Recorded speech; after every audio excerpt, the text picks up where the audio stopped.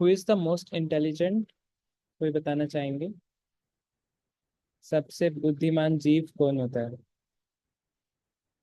क्या आईएएस का paper crack करने वाला या नेट क्लियर करने वाला, क्या वो इंटेलिजेंट होते हैं?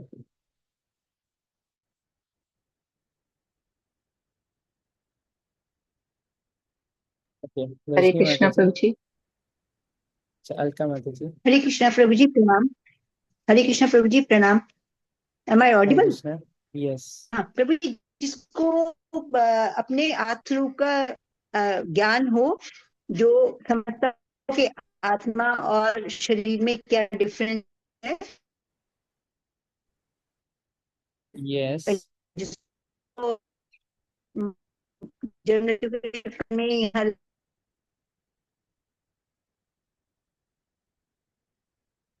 ओके, माता जी की वॉइस ब्रेक कर रही है।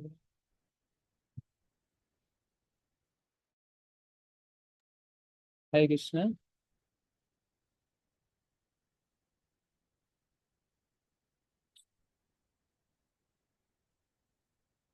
ओके, माता जी are not audible. Okay, Alka माता जी। हरे कृष्णा प्रभु जी। अ, हरे कृष्णा। जैसे कि हम शास्त्रों में पढ़ते हैं कि बुद्धिमान व्यक्ति वही है जो ये जानना चाहता है, जो ये जिज्ञासा करता है कि मैं कौन हूँ, भगवान कौन है, मेरा उनसे संबंध क्या है, प्रकृति क्या है, और प्रकृति का हमारे साथ क्या संबंध है। हरे कृष्ण। यस।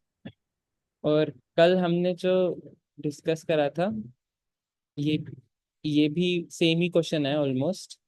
एंड कल हमने दूसरे शब्दों में सेम क्वेश्चन को डिस्कस करा था कि जो व्यक्ति ये पूछता है कि मृत्यु के बाद क्या होगा, क्योंकि कोई कोई व्यक्ति अगर ये प्रश्न करने लगे कि मैं कौन हूँ, आत्मा कौन है, भगवान कौन है, तो वो खुद से नहीं कर सकता।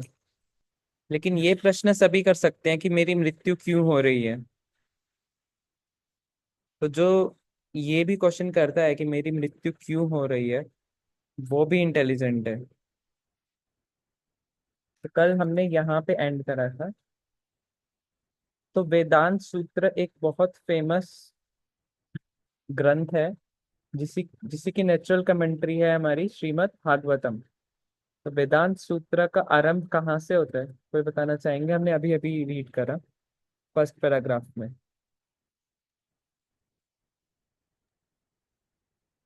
पर तत्व के विषय में। यस, भगवान पर तत्व परतत्व के। के विषय में प्रभु जी। और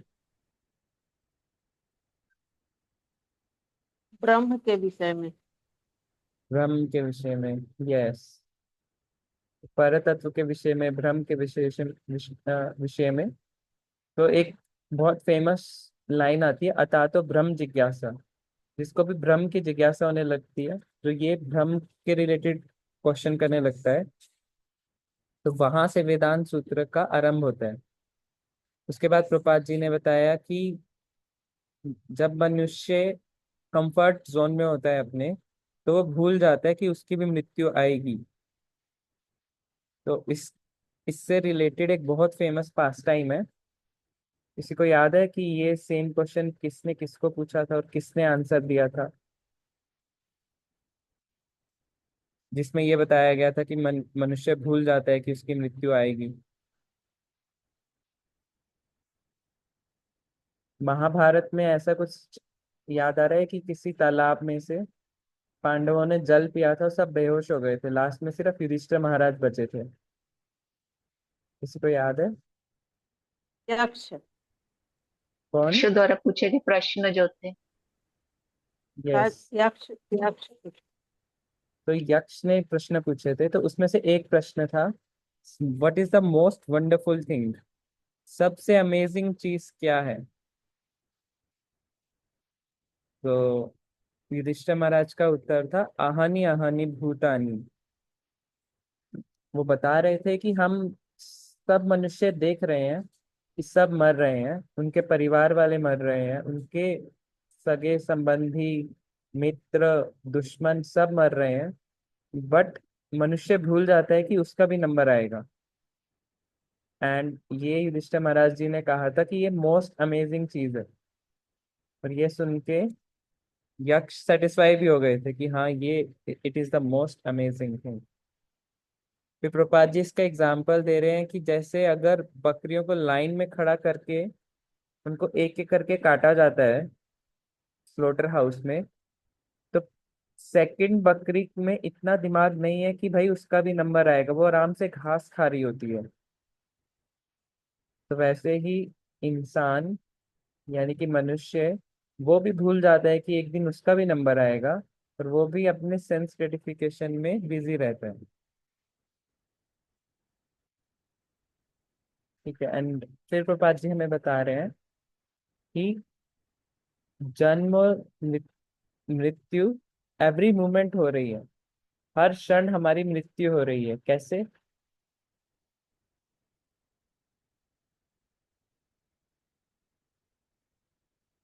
रजनी माता जी। हरे कृष्णा प्रभु जी, प्रणाम। Am I audible now? Yes माता जी। हाँ जी। हाँ जी प्रभु जी, हमें जो चेंजेस होते हैं वो हमारा, हमें हमेशा चेंजेस होते हैं। हम मृत्यु के निकट जा रहे हैं हर हर क्षण, तो वही हमारी मृत्यु कहलाएगी, क्योंकि हम हर क्षण तो चेंज हो रहे हैं ना। हमें हर हर क्षण में हमें परिवर्तन हो रहा है। हमें जो हम कल थे वो हम आज नहीं है। इस वक्त जो है हम एक सेकंड के बाद नहीं होंगे हमारी बॉडी में, और वैसे भी चेंज होता रहता है। यस। तो एवरी मोमेंट हमारे अंदर चेंजेस हो रहे हैं और हम बूढ़े हो रहे हैं। और जितना हम बूढ़े होंगे उतना हम अपने अंत काल की तरफ बढ़ रहे हैं। इसलिए हमारी मृत्यु हर क्षण हो रही है। साइंस भी बोलती है कि हमारे सेल्स डाई करते रहते हैं। हमारे जो सेल्स हैं बॉडी के अंदर वो मरते रहते हैं। और 7 साल के अंदर हमारे नेक्स्ट 7 ईयर्स में कोई भी बॉडी का ऐसा सेल नहीं बचेगा जो 7 साल पहले एग्जिस्ट करता था। यानी कि 7 साल में पूरी नई बॉडी आ जाती है हमारे अंदर। और जब समय पूरा होता है तो मृत्यु हमारे निकट आ जाती है। इससे रिलेटेड मेरे को एक चीज याद आ रही है कि हम किसको बोलते हैं कि कौन ज्यादा यंग है। यंग की डेफिनेशन, जवान की डेफिनेशन क्या है? Who is young? अगर एक 20 साल का नौजवान है और एक 50 साल का बूढ़ा है, तो उन दोनों में से कौन ज्यादा जवान है? अनीता माता जी, आप कुछ कहना चाहते हैं? जी प्रभु जी, रीडिंग के लिए किया था। अच्छा। तुक्का मानना चाहेंगे माता जी, कौन ज्यादा यंग है? एक 20 साल का नौजवान या 50 साल का एक व्यक्ति?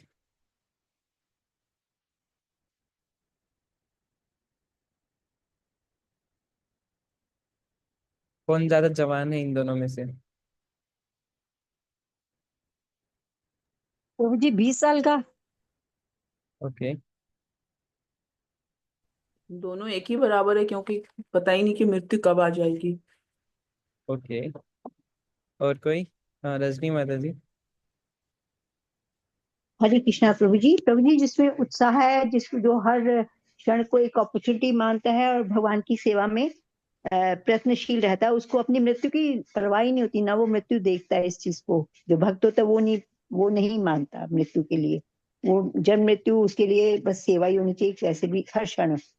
तो उसके वो हमेशा जवान ही रहेगा, वो कभी भी डेथ नहीं होगा, वो ओल्ड नहीं होगा। वो हमेशा उत्साहित रहता है। वो तो जन्म मृत्यु से अलग ही हो गया, जो भगवान की सेवा कर रहे हैं। बट जो लेट्स से कि भगवान की सेवा नहीं कर रहे हैं, तो अगर हम कैसे मापेंगे कि कौन ज्यादा जवान है? तो शास्त्रों में क्या आता है? शास्त्रों में आता है कि जिसकी आयु अभी अवधि यानी कि रिमेनिंग टाइम जिसका ज्यादा पड़ा है, ऐसा हो सकता है कि 20 साल के व्यक्ति की मृत्यु 21 साल में हो जाएगी कोई एक्सीडेंट से या कैसे भी। और ऐसा हो सकता है कि वो 50 साल वाला जो व्यक्ति है वो अभी 30-40 साल और जिएगा। तो जिसका रिमेनिंग टाइम ज्यादा है वो ज्यादा यंग है। बिकॉज अभी वो 40 साल और उसके पास अपॉर्चुनिटी है, वो भगवान की तरफ उन्मुख हो सकता है। अभी उसके पास 40 साल है कि वो हो सकता है भगवान किसी हरे कृष्णा वाले से मिल जाए, और हो सकता है वो हरे कृष्णा का जप स्टार्ट कर दे, और हो सकता है वो किसी गीता टॉक में आना स्टार्ट कर दे और फिर हो सकता है वो प्रभुपाद पुस्तक पढ़ने लग जाए। तो जिसका टाइम ज्यादा रिमेनिंग है वो ज्यादा जवान है।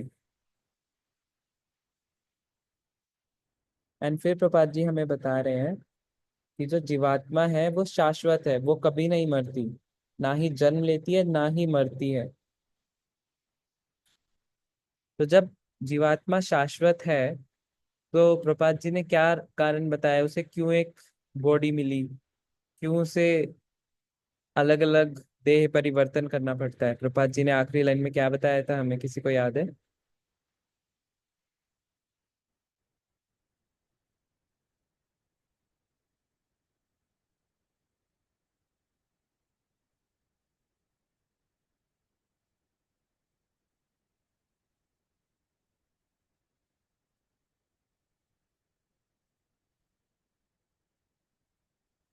ओके, तो प्रभुपाद जी ने हमें बताया था बिकॉज हम इस भौतिक संसार के टच में हैं, because of touch with the material nature, भौतिक प्रकृति से संपर्क के कारण हम जन्म मृत्यु में फंसे हुए हैं।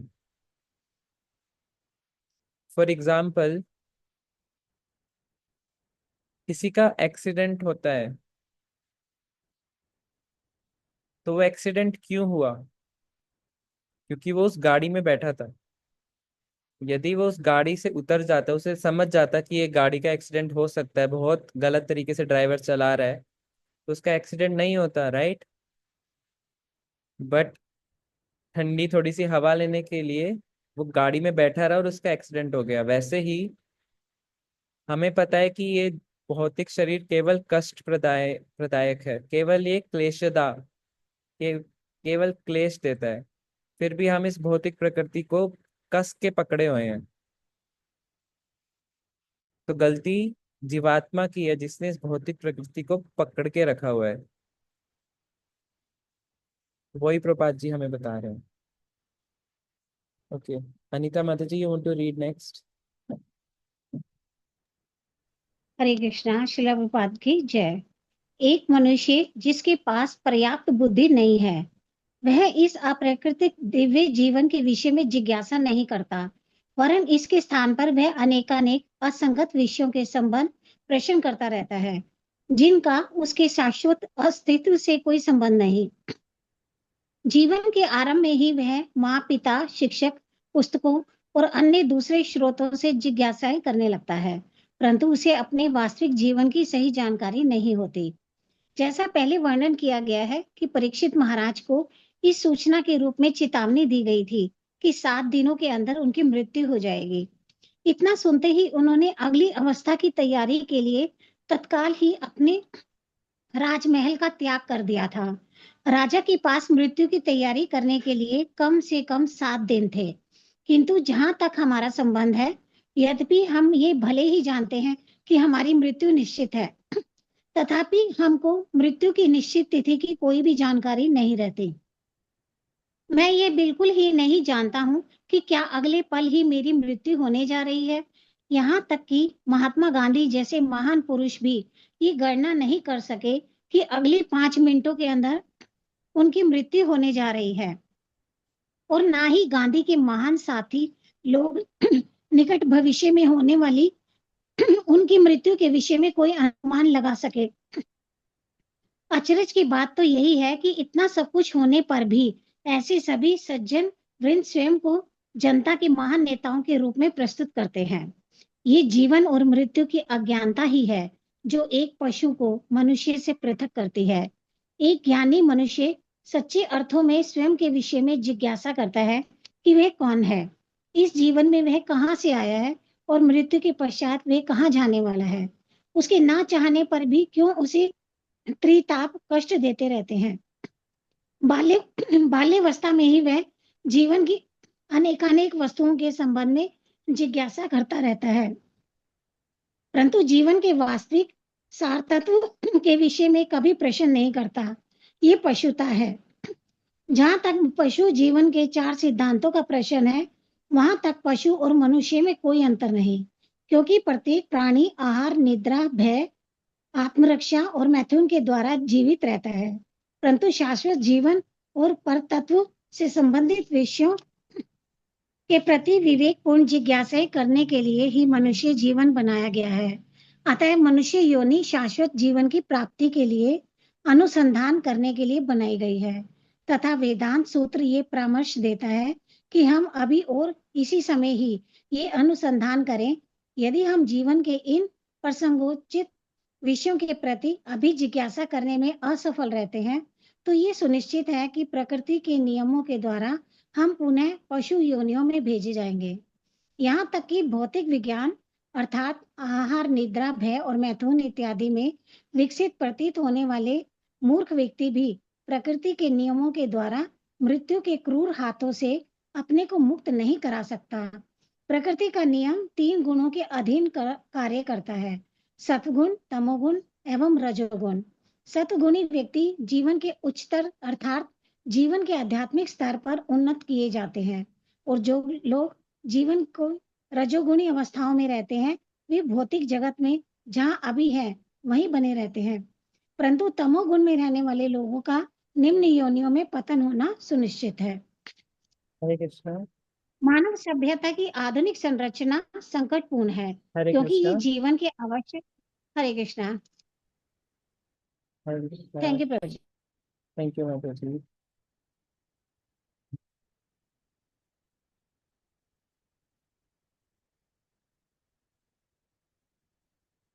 तो प्रपात जी अब हमें नेक्स्ट बता रहे हैं कि क्वेश्चंस। तो एक पहले स्कंद के दूसरे अध्याय के 5वां एक श्लोक है, उसमें प्रपात जी परपट में लिख रहे हैं कि इस पूरे जगत में हर जगह सिर्फ क्वेश्चंस ही होते हैं पूरे दिन। इंसान, बर्ड, बीस्ट, ये सब जब से जागते हैं और जब तक सोते हैं वो सिर्फ एक ही चीज करते हैं, क्वेश्चंस क्वेश्चंस क्वेश्चंस क्वेश्चंस। तो ह्यूमन कैसे क्वेश्चन करते हैं? इंसान सुबह उठते ही क्या करता है? अखबार पढ़ना स्टार्ट करता है। उसे उत्सुकता तो है कि क्या हो रहा है जगत में, बट उसकी उत्सुकता इस टेम्परेरी वर्ल्ड के प्रति ही है। और इंसान क्या क्वेश्चंस करता है? इसके अलावा वो क्रिकेट के क्वेश्चंस करेगा, या फिर अपने जॉब के क्वेश्चन करेगा, या कोई भौतिक ज्ञान के क्वेश्चन करेगा। तो हम देख रहे हैं कोई इंस्टाग्राम चलाएगा तो वो भी जानना चाहेगा कि क्या हो रहा है, रील्स देखेगा। ओनली क्वेश्चंस क्वेश्चंस क्वेश्चंस जब तक कि वो रात में सो नहीं जाता। और वैसे ही एनिमल्स भी हैं। एनिमल्स को भी क्वेश्चंस रहता है कि कहाँ से मुझे खाना मिलेगा, आहार, कहाँ पे मैं आराम से सो सकता हूँ, थोड़ा रेस्ट मिल जाए। और थर्ड उसको क्वेश्चन रहता है कि कहीं कोई उसको मार ना दे। और फोर्थ वो ढूंढता है कि अपोजिट जेंडर कहाँ मिलेगा। तो हम देख रहे हैं कि समस्त योनियां सुबह से लेकर रात तक एक ही चीज करती हैं, क्वेश्चंस। एंड प्रपात जी हमें बता रहे हैं कि ये जो क्वेश्चन है ये अप्राकृत है। प्राकृतिक क्यों? मतलब ये हमारी नेचुरल टेंडेंसी के थोड़े अपोजिट है। नेचुरली हम इटर्नल हैं, शाश्वत हैं हम। हमें कोई मार नहीं सकता क्योंकि हम एक आत्मा है। बट जो हमारे क्वेश्चंस हैं वो केवल शारीरिक संबंध से होते हैं, तो ये नेचुरल नहीं है। यानी कि जो हम हैं हम उससे रिलेटेड क्वेश्चन ही नहीं करते। तो यदि हमारे क्वेश्चन ही गलत होंगे तो उसका आंसर भी गलत ही आएगा, राइट? सबसे इंटेलिजेंट लोग कौन होते हैं? जो प्रश्न करना जानते हैं, सही प्रश्न करना। फिर प्रपात जी हमें बता रहे हैं कि हमें नेचुरल क्वेश्चंस पूछने हैं। हमें ये क्वेश्चन पूछना है कि हम कहाँ से आए हैं और मृत्यु के बाद कहाँ जाएंगे। These are the natural questions. और हमें ये क्वेश्चन पूछना है कि क्यों मुझे इतना परेशानी में रखा गया है।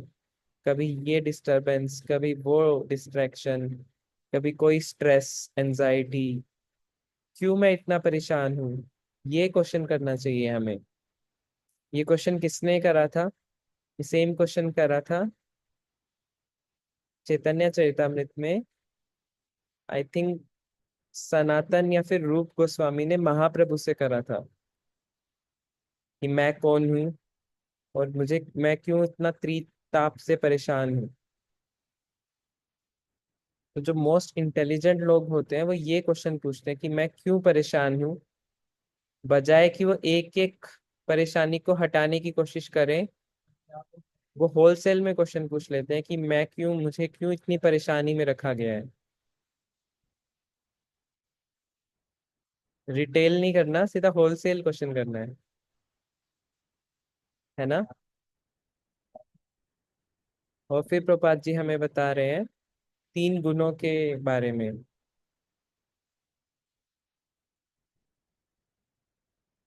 प्रत्येक जीव जो भी भौतिक संसार में है वो कंट्रोल्ड है। किससे कंट्रोल्ड है वो कंट्रोल्ड है 3 गुणों से,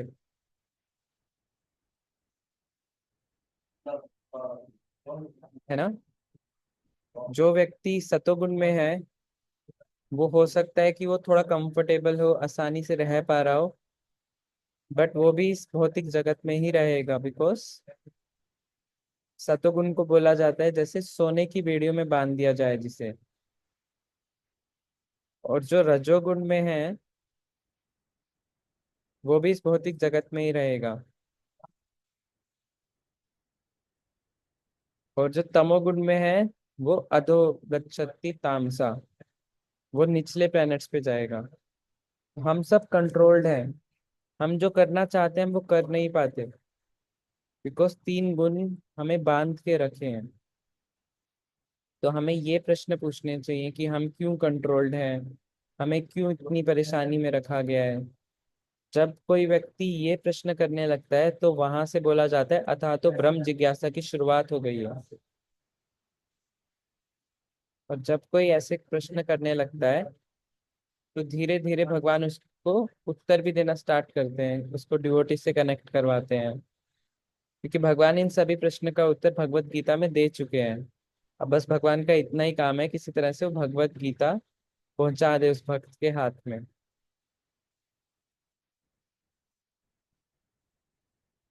तो मोस्ट इंटेलिजेंट कौन है, सबसे बुद्धिमान कौन है?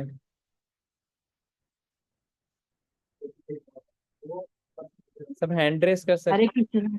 एक हरे एक। कृष्णा प्रभु जी, प्रणाम प्रभु जी। हरे कृष्णा। प्रभु जी, जो ये क्वेश्चन करता है कि मैं कौन हूँ, कहाँ से आया हूँ और मृत्यु के पश्चात में कहाँ जाने वाला हूँ, वो सबसे बुद्धिमान व्यक्ति है। यस, जो ये समझ पा रहे हैं। और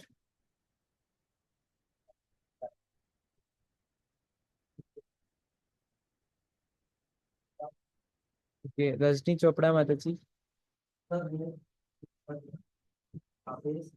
हरे कृष्णा प्रभु जी, वैसे माता जी ने बता दिया, पर इसमें शिवपाल जी ने हमें ये बताया कि जैसे ही हमें नेक्स्ट हमारा व्रत के बाद के लिए वो अपनी पूरी तैयारी करता है, वो ज्यादा समझदार है।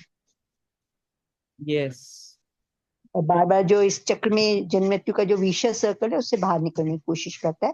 चार जो इसमें जो है भय, मैथुन, फूड वगैरह, इन सब से वो उन चक्कर से हटना चाहता है। हरे कृष्णा प्रभु जी, प्रणाम। हरे कृष्णा। और कोई डिवोटी ऐड भी करना चाहते हैं अपने शब्दों में किसी भी चीज को?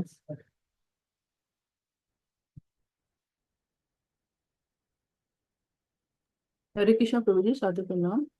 हरे- प्रभु जी, उस आपसे पूछना भी था कि जैसे परीक्षित महाराज थे, तो उनको तो अपना जो वास्तविक इनका जो जीवन है या वास्तविक क्वेश्चन है, जिज्ञासा है, वो क्या है। तो उन्होंने सारा घर बार अपना त्याग के, राजपाट त्याग करके उन्होंने अपनी मृत्यु की तैयारी कर ली। लेकिन महात्मा गांधी के बारे में बोला, उनको उनको तो कुछ पता ही नहीं चला, है ना। नेक्स्ट 5 मिनट्स वो चले जाएंगे, तो उन्होंने मृत्यु को तैयारी ही नहीं की, बिल्कुल ही वॉज अनप्रिपेयर्ड ऑल टुगेदर, जो मुझे लगता है प्रभु जी। यस। हरे कृष्णा प्रभु जी। यस, इसी को एक बार मैं थोड़ा सा एक्सप्लेन कर देते हैं। तो माता जी ने बहुत अच्छा पॉइंट बताया है, नो टाइम वाला। प्रभुपाद जी जब इंडिया में थे और प्रचार करने की कोशिश कर रहे थे शहरों में, तो उन्हें एक रिस्पॉन्स मिलता था सबसे, अभी टाइम नहीं है, अभी ऑफिस जाना है, नो टाइम, नो टाइम। तो प्रभुपाद जी ने एक आर्टिकल लिखा था नो टाइम के नाम से, एंड वो आर्टिकल मैं आपको ग्रुप पे डाल देता हूँ। तो उस आर्टिकल का संक्षेप में ये था कि मृत्यु कभी भी आ सकती है, बट सब व्यक्ति कह रहे हैं नो टाइम। उसमें अलग अलग एग्जाम्पल्स दिए गए थे। एक एग्जाम्पल दिया गया था कि एक बहुत बड़ा साइंटिस्ट था, वो मीटिंग में जा रहा था और मीटिंग में जाते जाते गाड़ी में उसकी मृत्यु हो गई। एक और एग्जाम्पल दिया गया था, एक बहुत बड़ा मंत्री था और वो अपने घर जा रहा था ट्रेन में, और ट्रेन में उसकी मृत्यु हो गई। तो किसी को पता नहीं है कि कहाँ उसकी मृत्यु होगी। प्रभुपाद जी ने ये बहुत फेमस आर्टिकल लिखा था अमेरिका जाने से पहले। तो ये मैंने ग्रुप में डाल दिया है। तो हमारी मृत्यु कभी भी हो सकती है। परीक्षित महाराज जी को तो पता था कि उनके पास 7 दिन है, तो 7 दिन है तो फटाफट उन्होंने क्रैश कोर्स कर लिया, ये अभी तो बस फाइनल 7 डेज है, कर लो। बट एक नॉर्मल इंसान को पता नहीं होता कि कब मृत्यु आ रही है, तो क्रैश कोर्स करने की अर्जेंसी भी नहीं आती। ठीक है। हरे कृष्णा। कोई माता जी कुछ ऐड कर रही थी शायद, अनीता माता जी। हाँ हाँ हाँ प्रभु जी, ये परीक्षित महाराज के ऊपर ही है। जैसे परीक्षित महाराज को तो पता चल गया था कि 7 दिन के अंदर में मेरी मृत्यु हो जाएगी, लेकिन हमें इससे सीखना चाहिए। क्योंकि हमें तो परीक्षित महाराज से सीखना चाहिए कि हमें जब पता है कि 7 दिनों के अंदर मृत्यु हो जाएगी, लेकिन हम लोग जानबूझकर भी ये सब जानते हुए भी अनदेखा कर रहे हैं। हम लोग ये सीख नहीं रहे हैं कि हाँ हमारी मृत्यु भी होने वाली है, हम इसके लिए तैयारी करें। यस। हम लोग भी भौतिक संसार में फंसे हुए हैं, लेकिन इसकी जानबूझकर की जानते बूझते हुए हम लोग अनदेखा कर रहे हैं। हमको ये लगता है कि नहीं हमारी मृत्यु तो आएगी नहीं, हम अभी नहीं मरने वाले हैं। यस। यही ऐड करना चाह रही थी यस, प्रभु। तो माता जी भी वही पॉइंट बता रही हैं और काफी अच्छे से बता रही हैं कि हम हमें पता है कि हमारी मृत्यु आएगी, बट कब आएगी ये हमें पता नहीं, फिर भी हम उसको सीरियसली नहीं ले रहे हैं। हम बहुत अनसीरियस, मतलब कैजुअल हैं। ठीक है। और कुछ डिवोटी कोई ऐड करना चाहते हैं पूरे आज की रीडिंग से रिलेटेड?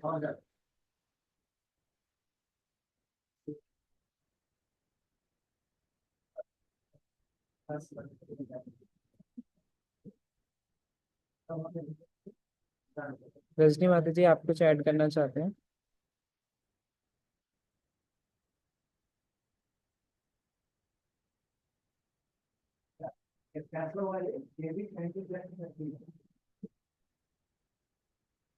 हरे कृष्ण प्रभु जी, आपने बता दिया, जो बहुत अच्छे से एक्सप्लेन कर दिया राधा आपने, तो वही पॉइंट बताना था। हरे कृष्ण, प्रणाम। ठीक है माता जी। ठीक है, फिर आज इतना ही रखते हैं। आप सभी भक्तों का बहुत बहुत धन्यवाद अपना डिवाइन एसोसिएशन देने के लिए। एंड भक्तों के संग में ही हम भक्ति का मार्ग सीख सकते हैं। तो आप सभी भक्तों का बहुत बहुत धन्यवाद इस प्रपात पुस्तक के अध्ययन में आने के लिए। तो आप सब भक्तों के चरणों में प्रणाम। वांछा कल्पतरुभ्यश्च कृपा वैष्णव पतितानां पतितानां पावनेभ्यो पावनेभ्यो वैष्णवेभ्यो नमः। की जय, वैष्णव अनंत कोटि ठाकुर की वैष्णव जय, जय माय गॉड जय। प्रेमानंद। हरि हरि हरि बोल। हरि।